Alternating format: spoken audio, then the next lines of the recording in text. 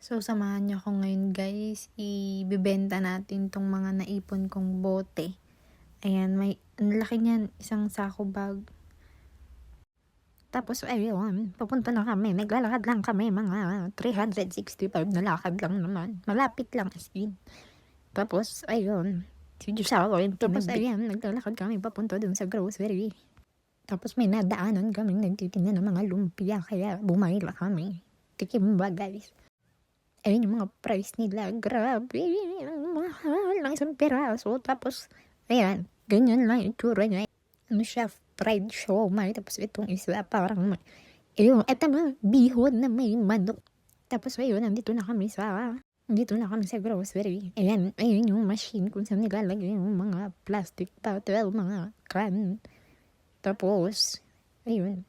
Lalagay mo lang siya dyan. Tapos, habang nilalagay mo, ayun, lumalabas kung magkano. Tapos ayun, tingnan natin kung nakamagkano yung bag na malaki.